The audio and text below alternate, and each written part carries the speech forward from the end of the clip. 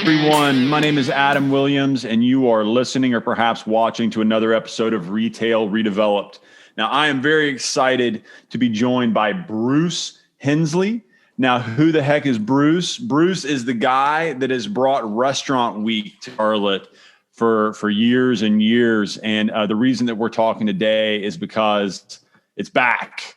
And, maybe you care about that. Maybe you don't care about that. I care about it quite a bit because it's kind of a barometer for where we are in this post-COVID recovery.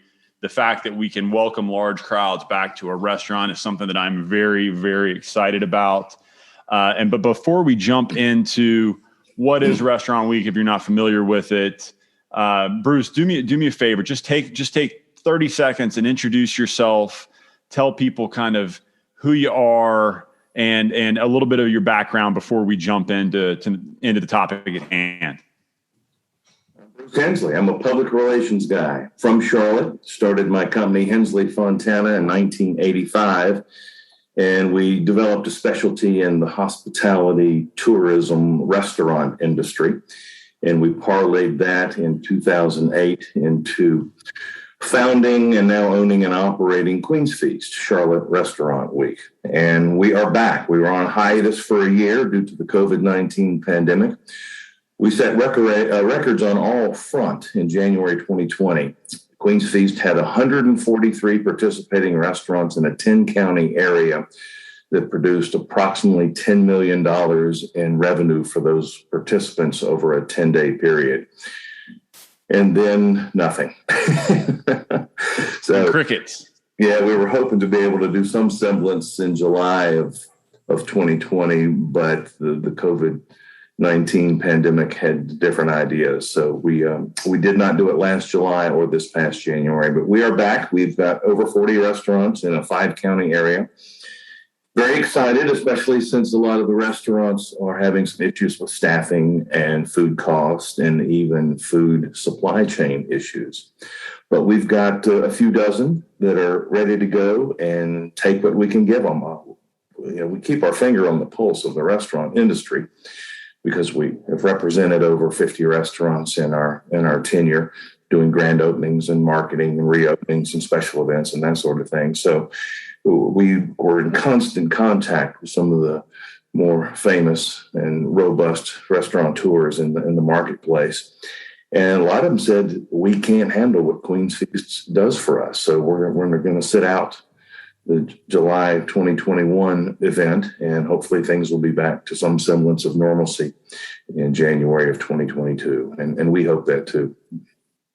So you're already bringing up things that are really, really important to kind of what I do and what I care about.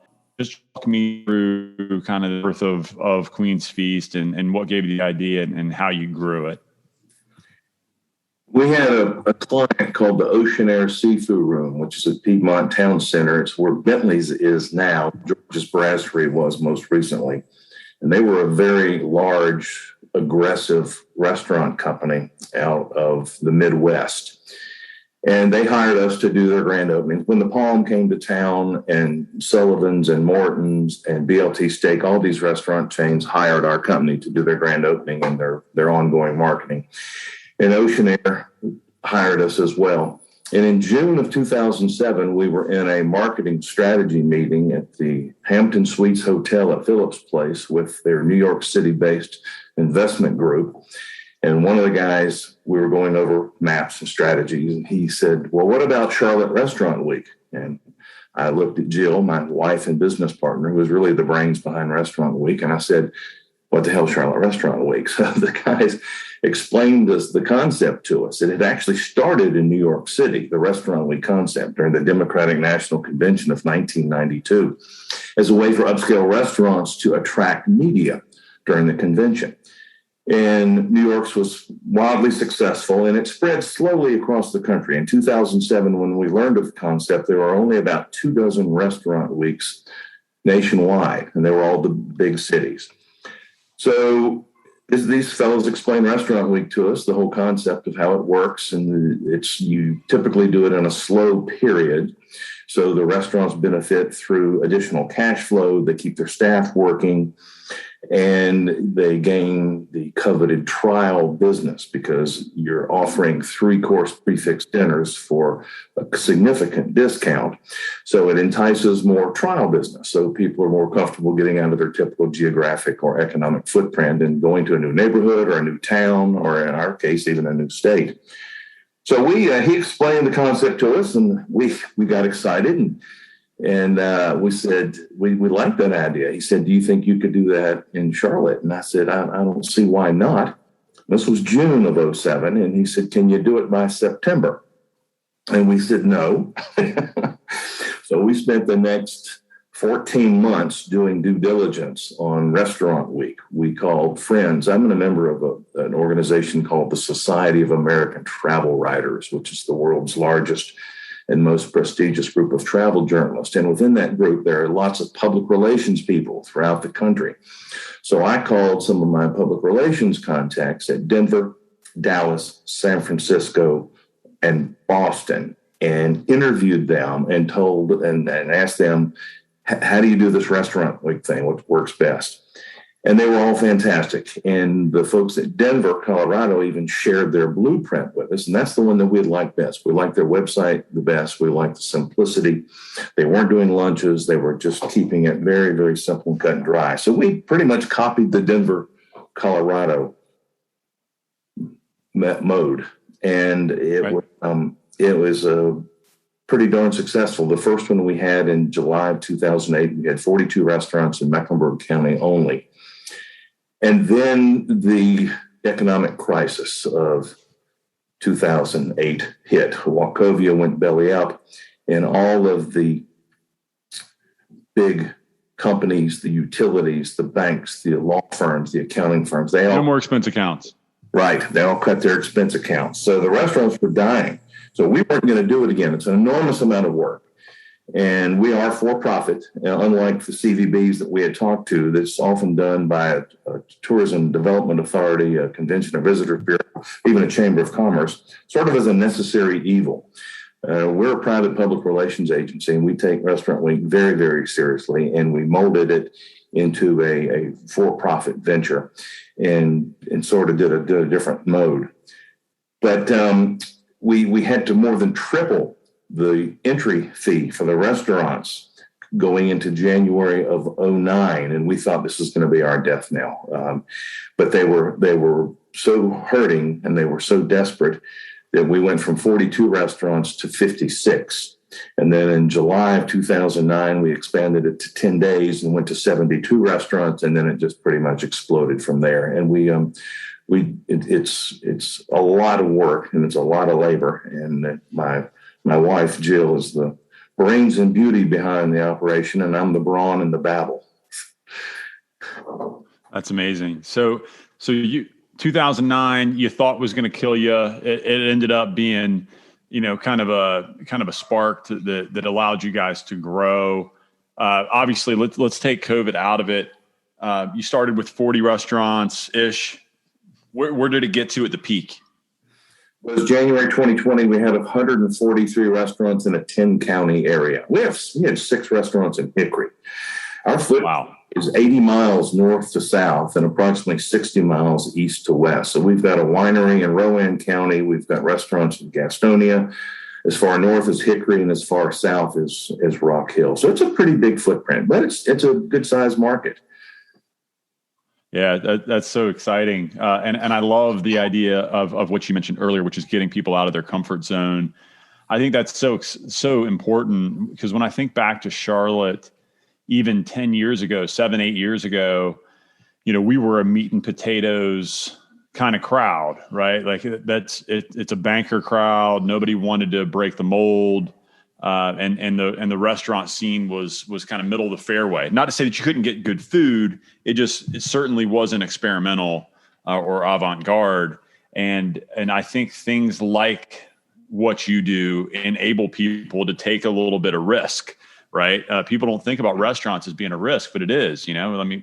It's very easy to stay at home and cook your favorite meal that you know how to make 10 times out of 10. The money portion is important to many, many people. So you give the opportunity to go out and spread your wings a little bit, which I love. And I love the idea that you're, in my world, trade area is very, very important.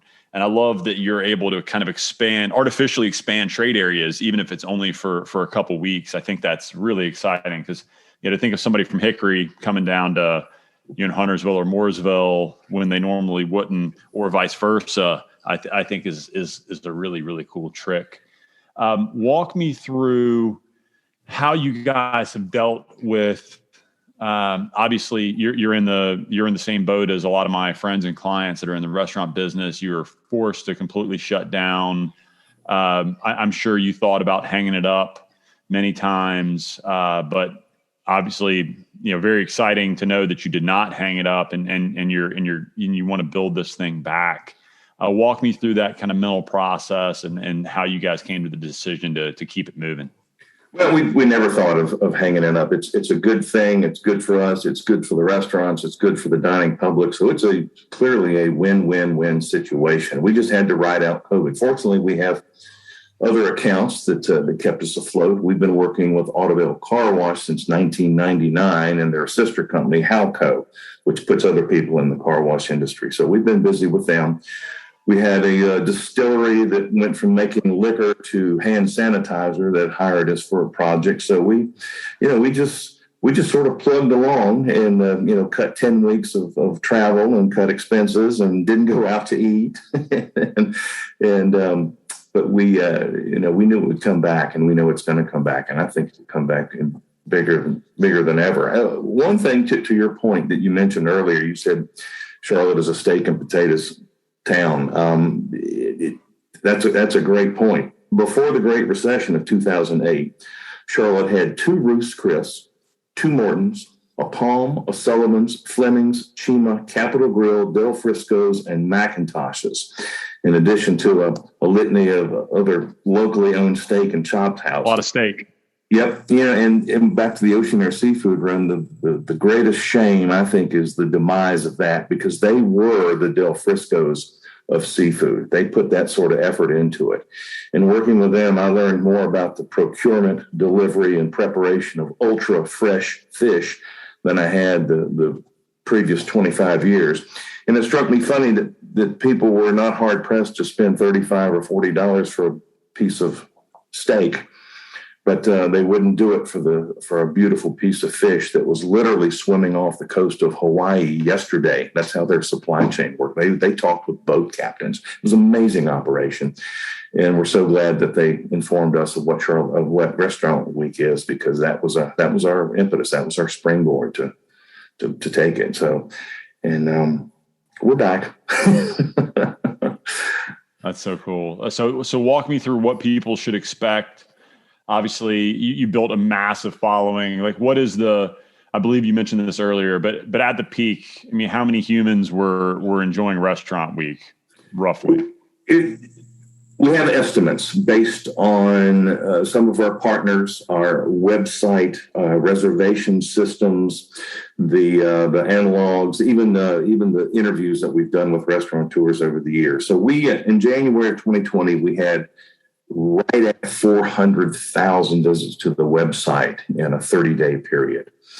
And of those, we think that about half of those turned into meals. So we're thinking, and it was about 200,000 people dinners, and with a cover of approximately $50 per person. Now, even though we offer Queen's Feast for $30 or $35 a person, oftentimes the mindset is look at all this food we're getting, for a great price. Let's order that special bottle of wine, or let's have an extra cocktail and get road chauffeur transportation to take us to and from, so we don't have to worry about driving. So the average cover is almost $50. And it's kind of funny. I'll have friends call me up, "Hey, Hensley, I went to your Restaurant Week thing, and for $30, and it ended up costing me $150 for 2 of us." Good. Well, and another thing, Adam, that's interesting is some of the restaurateurs tell us that Queen's Feast will lure them into the restaurant, and they'll look at the Queen's Feast menu, and then they'll decide to order away from it, from the regular menu. Well, then your normal margins come back into play.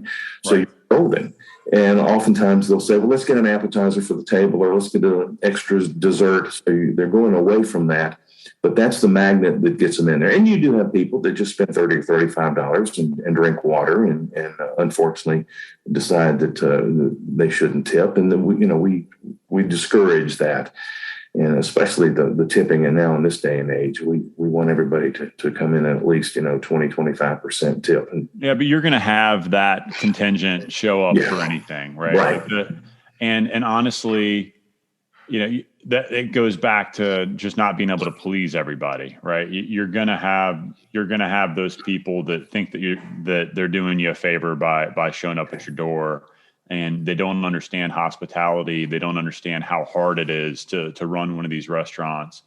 I'll admit, I'm one of those guys. I know, enough to be dangerous about wine. I'm certainly still a neophyte, but when I go into a restaurant and I see the same bottle I can get it at Harris Teeter for 3.5x, I know that registers, but that's a totally different scenario than right. Expecting to get everything for free or expecting to get everything for a McDonald's price, even though you're getting, prime cut filet or, to your point, fresh fish. I mean, but there's certain people that they should probably just stay at home, and you can't build a restaurant for those kind of people.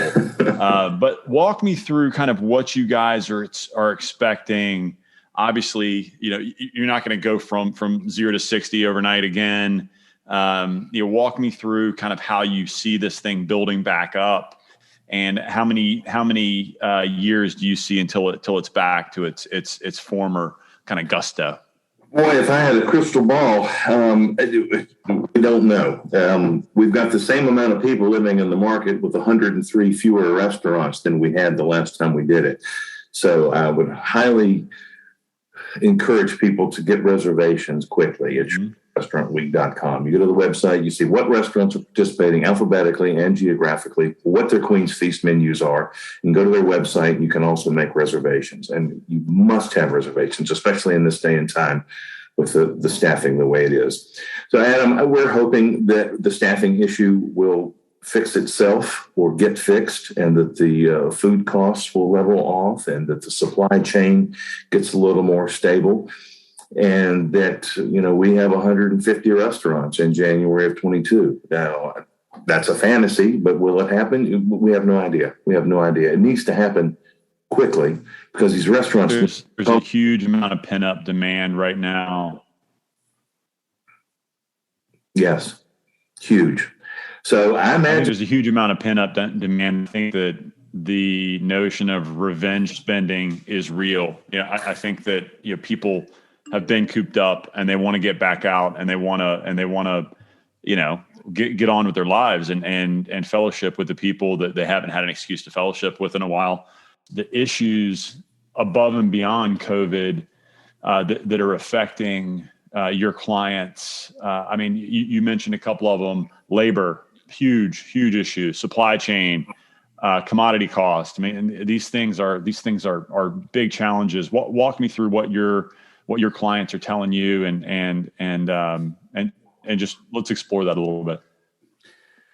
Well, the significant staffing shortages and food supply chain disruptions are serious issues at this time, and how that's fixed, I don't know. A lot of people have left the industry. They're leaving hotels, they're leaving restaurants for whatever reason. And we've heard from many operators that they would otherwise love to participate in the Queen's Feast, but they're just not comfortable doing it at this time. And as I said, we keep our finger on the pulse, and we're in constant contact. We reach out to Pierre Bader, John Dressler, Frank Schiavelli, John Love. We reach out to a lot of these folks in the industry, Luca Annunziata, and just sort of take their temperature. And everybody's in the same boat.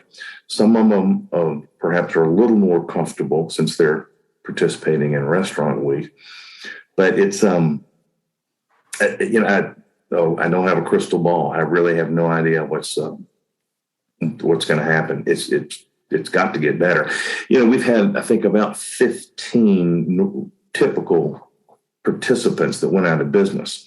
Right. And other restaurants were coming in their space. I mean, the Five Church folks took over La Belle Helene, and a Big Ben took over Carpe Diem. So, the money's out there, the interest is out there, the momentum's out there. It's staffing is huge at this point.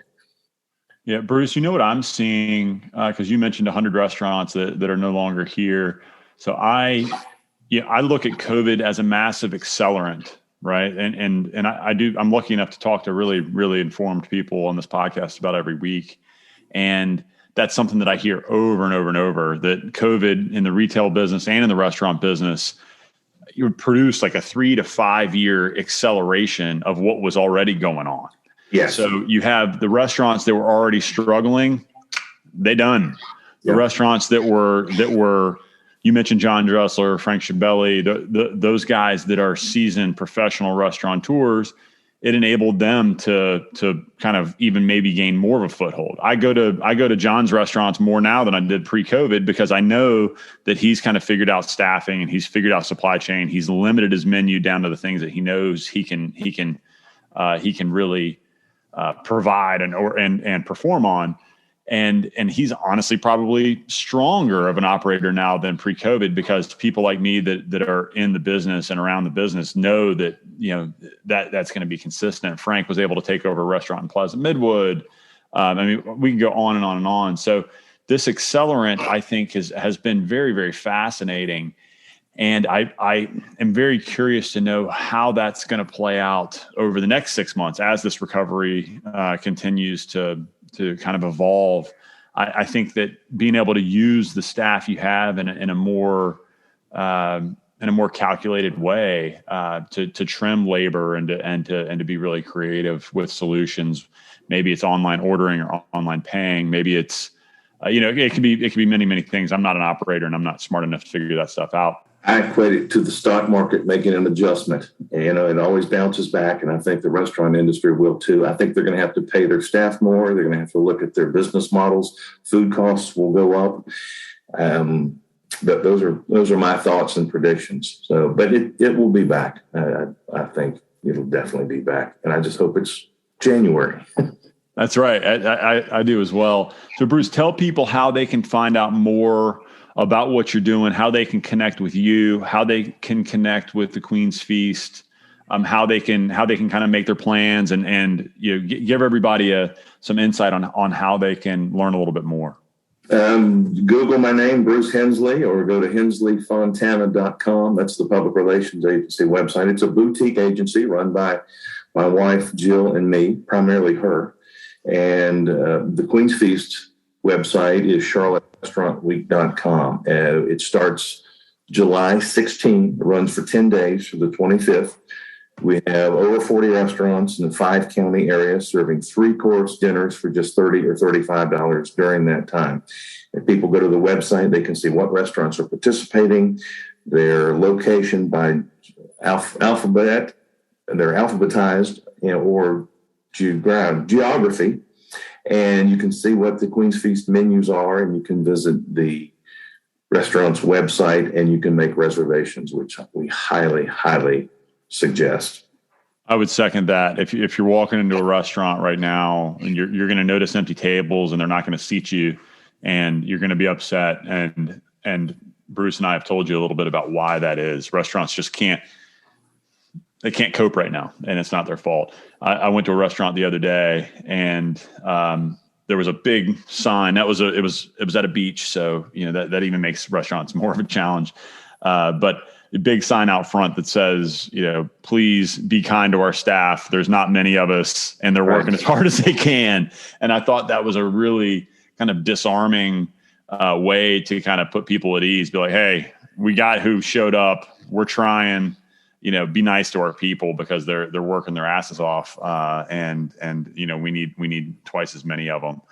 So Bruce, before I let you go, I love to just make a few knee-jerk questions. Just Sure. Stream of consciousness. Just give me knee-jerk questions.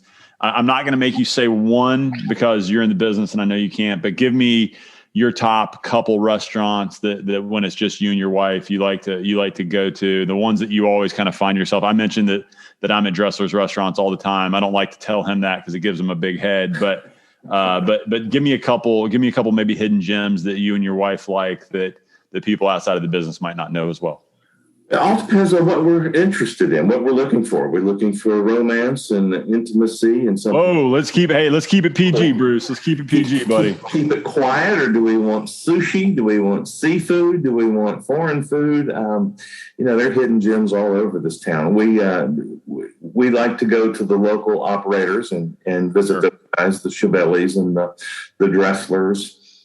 Pierre Bader has Aria and Cicchetti uptown. That's where your good wine prices are, by the way, is Aria uptown. And then uptown has just been killed by this because it's been brutal. Work yet, and the conventions aren't back yet, and the basketball and games aren't back yet, and so on and so forth. Of course, that season's over, but it's we have restaurants all over the town that we visit. So and I don't like to mention too many favorites. Yeah, that was a very. I feel like your attorney gave you that response. that was not what I was looking for.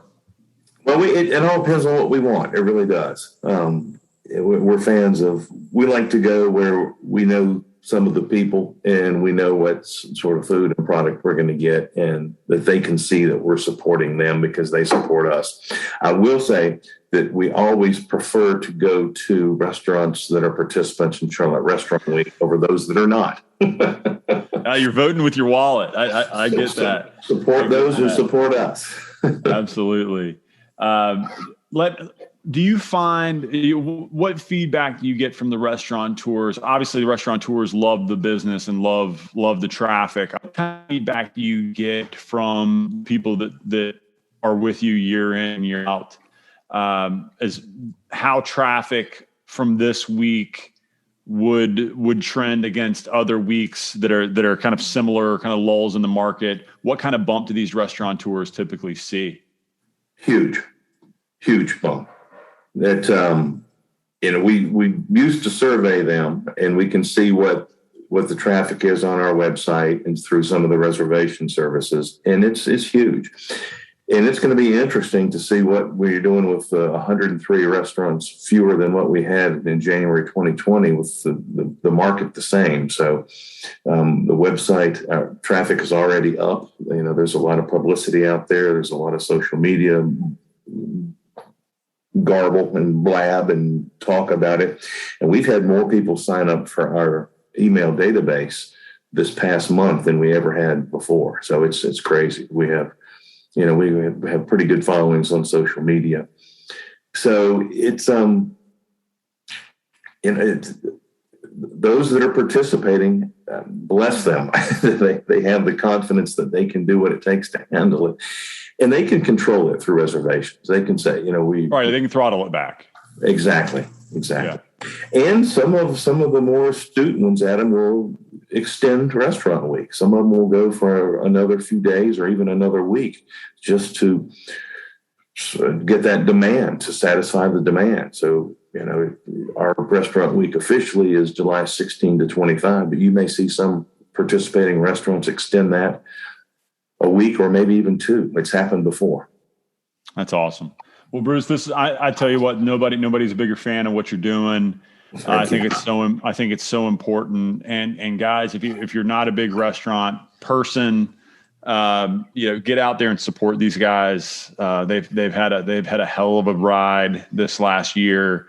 And even if everything looks clean and polished on the outside, I promise it's like a duck on the water. The top looks very serene, and they're working like hell behind the scenes to keep this thing rolling. And I think people are massively understate the hospitality industry as a whole as kind of a backbone of employment in the country. So get out there and support these guys.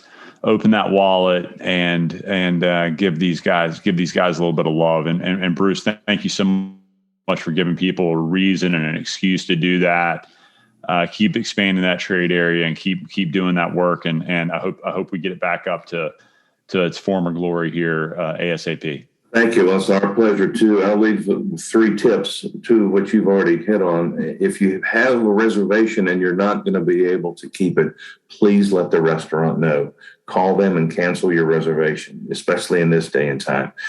Be good to your servers and be patient and be kind. Absolutely. Great advice. That's great advice for life and great advice for Restaurant Week. Bruce, thank you so much. Once again, my name is Adam Williams, and you've listened to an episode of Retail Redeveloped. Thank you.